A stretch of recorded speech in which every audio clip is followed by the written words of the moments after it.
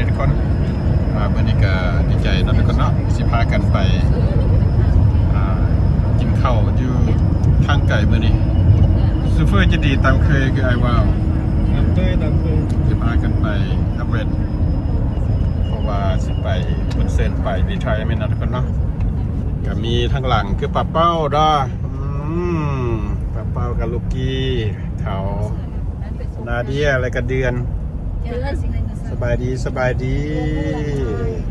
โอ้โหมือนี้กันพากันชิไปอะไรชิไปใส่เฮาชิไปใส่บัวแรงไปกินบุฟเฟ่บ่นาเดียโอ้ตายใส่ฮอตบอล1เคยใส่2ทุกคนเมืองนี้กันเป็นเมืองของมหาเศรษฐีเบลวิวนี่ทุกคนได้มาเบิ่งนำกันทุกคนเนาะพวกเขาอยู่กลางฟรีเวย์อยู่อันนี้ก็เป็นเมืองของเบลเกตทุกคนคืออยู่เนาะเบลเกตเนาะเจ้าของ Microsoft แต่ก็มื้อนี้ก็เป็นมือเขาเจ้า close i90 เอาว่าเป็น close i5 ทุกคนโอ้รถติดหลายเนาะทุกคนแถบนี้เนาะพวกเราที่เดินทางพากันไปบุญรีทอยเมนต์เพิ่นได้เซ็นมาอะไรกับประมาณ2 4 6 7คนนะทุกคนเนาะไปนำกันมาในคาฟูปันกันนะคณะสิพาทุกคนไปเบิ่งนะทุกคนเนาะช่วงนี้ก็อยู่ในเบลวิวอยู่รถยังติดอยู่ทุกคนเขาจะสั่งใหม่ตัวนี้ทางเลยเขาสั่งใหม่งามบ่ทุกคนเบลวิวเนาะเมืองมหาเศรษฐีได้ยินว่าแถบนี้มีแต่คนเจ็กคนจีนหรือว่าคนเวียดบ่เป็นคนเวียดแต่คนอินเดียคนมาซื้อดินนี่หลายยังมีเป็นยากาลิงอันนี้เป็นบ้านเบลเกตทุกคนเนาะเจ้าของ Microsoft ก็งามเนาะGPS อย่าลืมลืมไปไปรถไปฮอตทะเลดับโอ้เขาต้องออกตัวนั้นได้เลยมันจิโตรตัวโอเคแล้วก็โอกาสสิรีคอร์ดให้เบิ่งใหม่ทุกคนเด้อสบายดีทุกคนมื้อนี้ก็จุดหมายปลายทางมาฮอดแล้วเด้อ Vista Buffet มีแต่คนงามๆเนาะมาในรถคันนี้โดยเฉพาะแม่น้องสาวเดือนเขาละอุดมสมบูรณ์เนี่ยมั่งเนี่ยล่ะได้มั่งเนี่ยเด้อสบายดีบีว่าเพ่เนี่ยทุกคนเนาะมารีไทร์เป็นของไอ้แก้วเด้อทุกคนโอ้ยมันงามพุ่น747เฮา747กำลังจอดรถอยู่โอ้ยแต่มันมีหลายพาทุกคนสิมาลิ้นกินบุฟเฟ่อยู่ในวิสตาบุฟเฟ่เอเวอเรสต์นั่นก็เนาะพากันอยู่ในพาร์กิ้งเยอะพาร์กิ้งเขานี่ทุกคนเข้าไปกันติดตามมาทุกคนวันนี้เอาพระเอกเกาหลีมานะวันนี้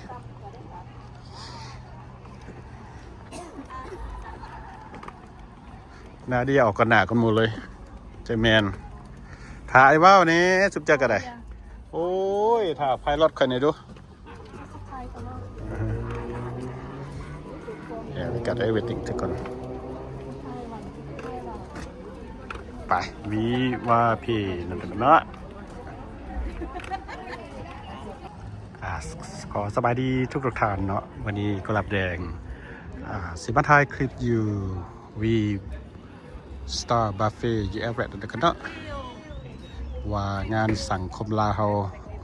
อยู่อเมริกาเป็นแนวใดนั่นก็เนาะมาเบิ่งกันเมื่อนี้เป็นงานรีไทร์เมนต์ของคนลาวเฮาอยู่ที่เมืองซีแอตเทิลวอชิงตันนี่แหละกุหลาบแดงก็ได้ถือขับเชิญมาในงานของพวกเพิ่นเนาะเบิ่งน้ำกันนั่นก็เนาะข้างในว่าเหตุการณ์จะเป็นอะไรนั่นก็เนาะอันนี้ก็เป็นวีบาเฟ่นั่นก็เนาะเป็นอาหารจีนนั่นก็เนาะขับเบิ่งน้ำกันนั่นก็เนาะ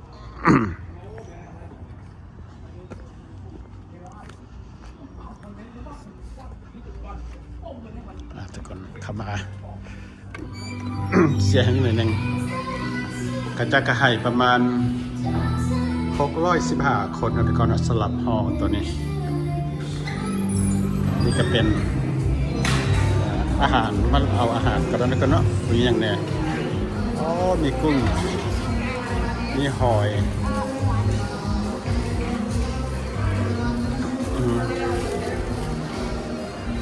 อันนี้มันหมากไหมนะทุกคนเนาะ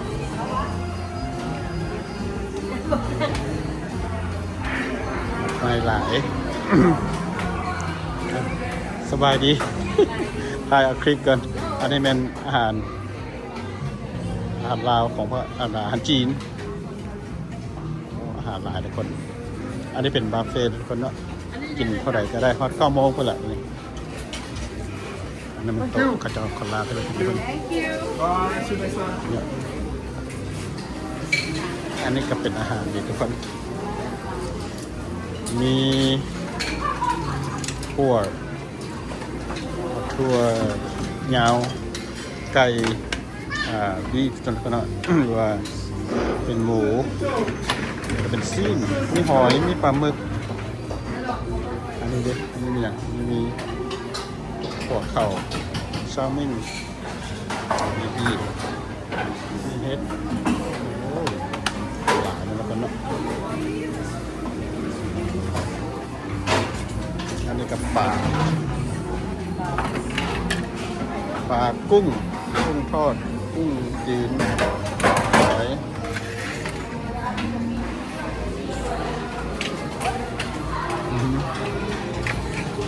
กลับมาเป็นสบายดีไอ้คนลาวเขาสบายดีอันนี้เป็นซูซี่เราทุกคนซูซี่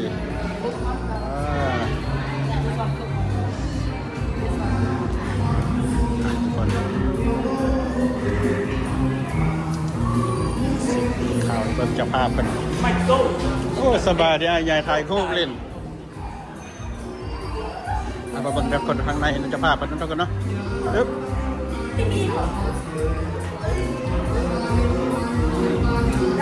อันนี้เป็นงานคนลาวทุกคนเลยเป็นคนลาวนะโอ้สาวลาวงาน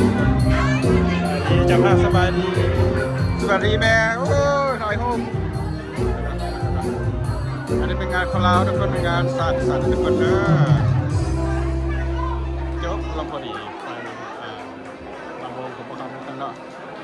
มีเบิร์ดทุกเกียร์เลยอันนี้เป็นงานอยู่อเมริกาทุกคนนะมาเบิร์ดทุกคนนะ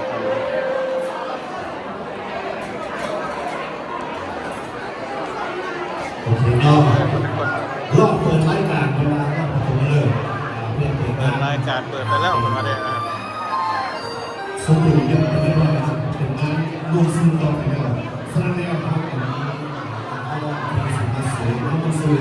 แต่ได้แค่มาเราเป็นคนละ ดูเนาะ ไปหาศิลปคนลาวเขาแต่คนลาวเป็นพระเอกเขาสบายดีโอ้สบายดีโตมีแต่คนงามๆเป็นโตดีนะ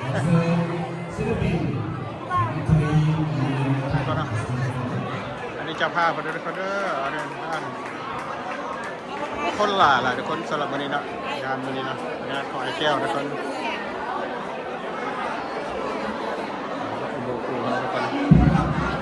โอ้ทุนมีแต่ผู้เบา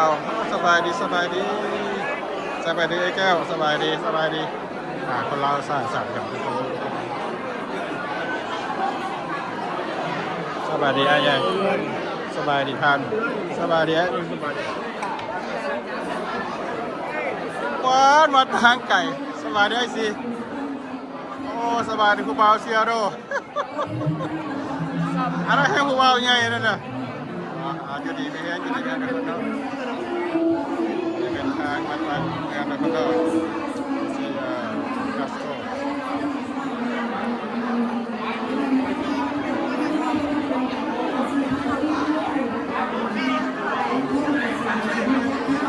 การคนลาวเขาได้ความที่เบียร์ซะแล้วเลย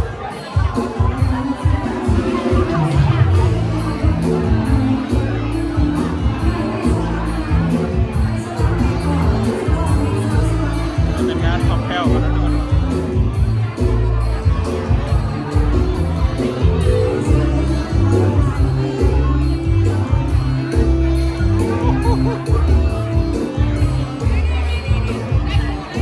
อันนี้เป็นของแพ้วทุกคน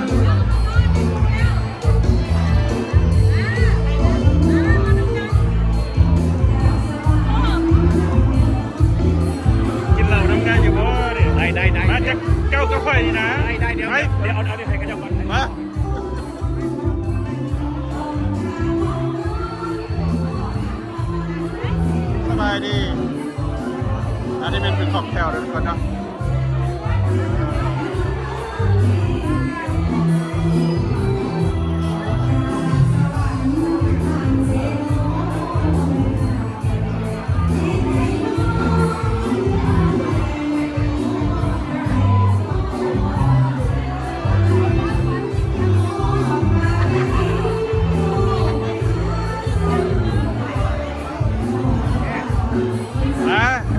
เจ้าภาพอันนี้เจ้าภาพใหญ่แล้วทุกคนเนาะแกได้ของครับ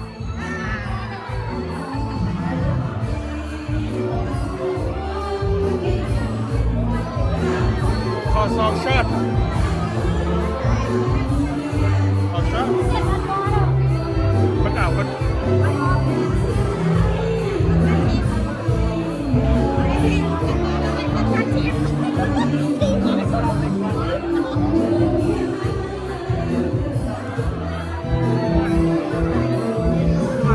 ไปเลยฮะ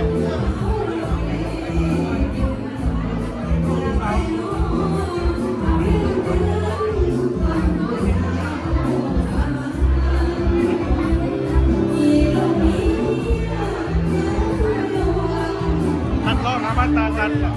โอ้ปวดอ่ะอันนี้เป็นเจ้าภาพใหญ่เด้อนี่เด้อแม่กอกเนาะภาพใหญ่ตัวน้อยมากินเราก็จะมากันเลยใช่นี่ไง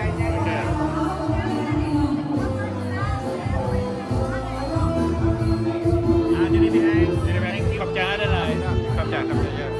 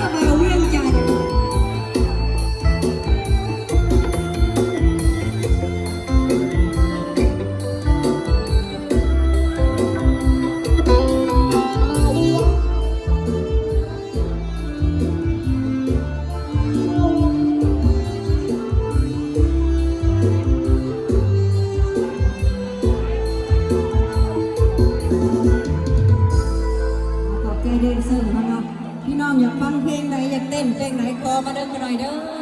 แต่เนื้อถึงไตเนาะขอมาเลยกันหน่อยมือคีย์บอร์ดเท่าเนี่ยก็อยากสั่งคือมือก๋วยเตี๋ยวนะมันว่าจะได้จังหวะนึงมันจักให้รถมือคีย์บอร์ดมาสั่ง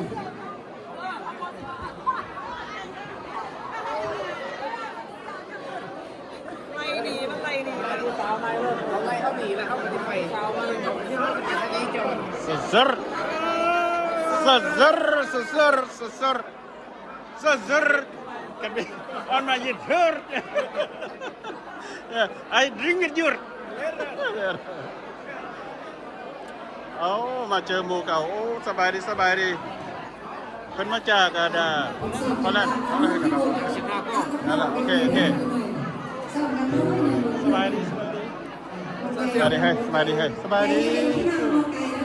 เห็นบ่ทุกคนเลยมื้อนี้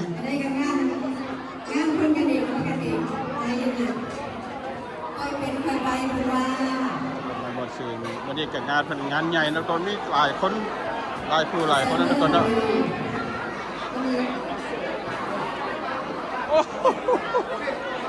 สบายดีอยู่ดีมีแห้งสบายดีมาเจอดะบ่าวใหญ่เลยโอ้สบายดีจังเลยอันเดียวกันพูดแล้วบ่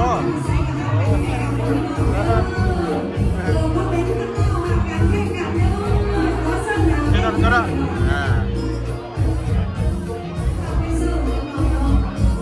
พูดยังไงล่ะ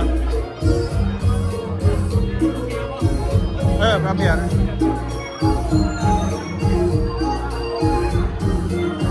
อันนี้มอลล์ทุกคนเลยอันนี้เป็นงานคนลาวเขาทุกคนเลย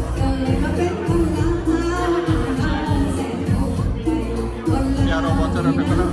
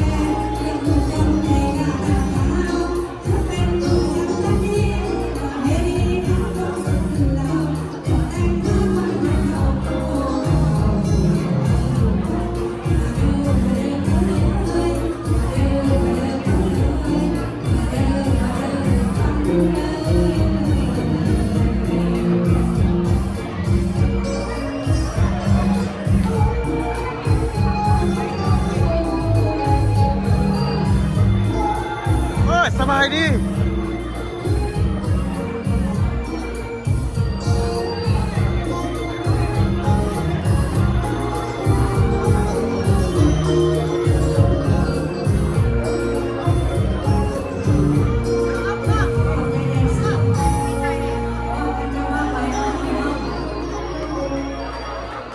สบายดีกันเนาะอันนี้เป็นงานคนลาเขาได้ทุกคนเด้องานที่ไทยเมนยูวีวาเพสตาร์ด้วยกันเนาะคนลาเขากะมาหาไอ้แก้วลายวันนี้เนาะทุกคนเนาะเจได้ก็เต็มอันนี้เป็นเจทรายเวทีเขากันใหญ่เนาะทุกคนเนาะนักร้องมาจากอิลลินอยส์เนาะทุกคนเนาะเด็กเจทัวร์วันนี้เต็มเลยวันนี้ Hãy subscribe cho kênh Ghiền Mì Gõ để không bỏ lỡ